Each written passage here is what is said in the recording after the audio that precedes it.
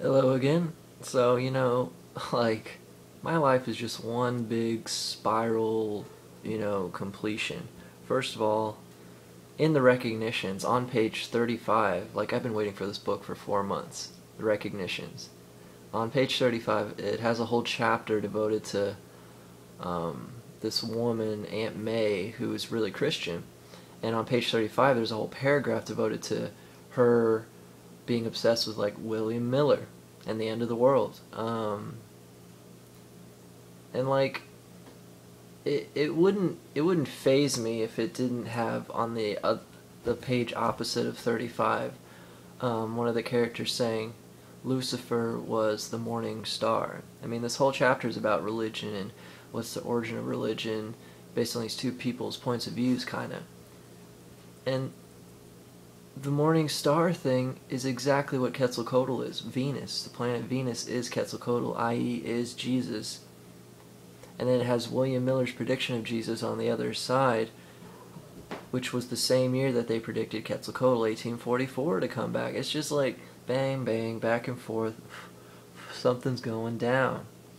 And I find it also interesting that William Gaius has the same first name as William Miller, who predicted Friedrich Wilhelm Nietzsche. Okay, will is a huge part of this, willpower. And of course, Nietzsche's one of his greatest theories that he came up with was the will to power. Not the will to suffering and the will to pity and feeling sorry and guilty about your life. You're given this life to show your power and show how much you can create, not how much you can be sad about. There's this badass documentary on YouTube called Moon Rising, okay? Supposedly the moon has color. I mean, they're just blacking out, these NASA scientists apparently are blacking out not only structures, but color. It's supposedly if we zoom in enough on our badass telescopes, we'll see a little bit of color. I just found that really interesting. And a lot of these craters, man, are actually spaceships or little towns. But yeah, just see it for yourself. Plenty of evidence there. Reading more of Conversations with Nostradamus, and I know it's kind of a stretch even for me to believe that someone's talking actually to Nostradamus during a hypnosis reading. But there's some interesting stuff in there, and I'm not going to judge shit until I completely read it. Most skeptics don't finish books that they judge. So yeah, in it talks about supernova 1987 as part of some big astronomical prophecy, and it's kind of a harbinger of knowledge and wisdom.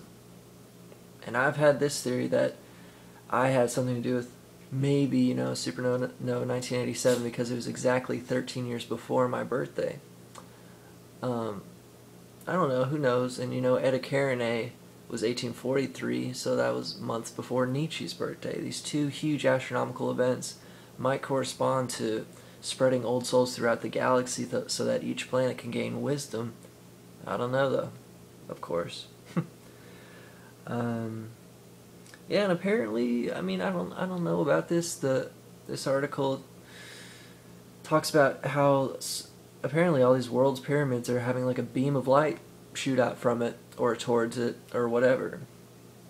And I mean, I saw one thing, but then all these other pyramids started having it, apparently, according to this article. So who knows? Maybe there's some shift in that all the monuments are placed in the precise manner in which we're supposed to gain some kind of galactic energy more easy through them. Because as David Wilcock's book shows, when you put things in a pyramid like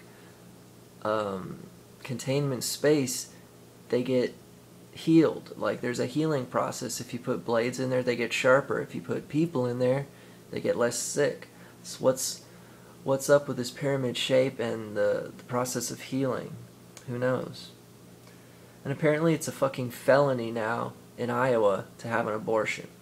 So if I go over there and bang your politician's wife that voted for that, they're going to have that baby, and you're going to have to stare in the eyes of your rapist kid for the rest of your life, or give him up for adoption and spend taxpayers' money. So I mean, you can't kill cells that don't feel shit, but we can accidentally electrocute people in the death sentence. If if they didn't actually turn out to do it because of DNA testing years later. Like, what the fuck? You know, I don't think Christians realize that God created science, and just because science exists, stem cell research, blah, blah, blah, does not mean that we're sinning. You know, just science is about helping humanity usually, and to not be able to have an abortion is just retarded to me. I think that is really hypocritical. But anyway, I hate politics. It's so stupid. Spend my time on more universal topics than worldly topics. But yeah, and it's just ironic also that cops waste the nation's money by sending too many people to prison to ironically meet their own little station's quota. It's like we're losing money because individual police officers, stations, whatever, want to, you know, meet their fucking quota instead of actually worry about the whole well-being of the country and, you know, fuck minor possession drug laws. That's wasting so much money, and yet they're kind of making money personally, but we're losing money in the whole scheme of things. You know, fuck them.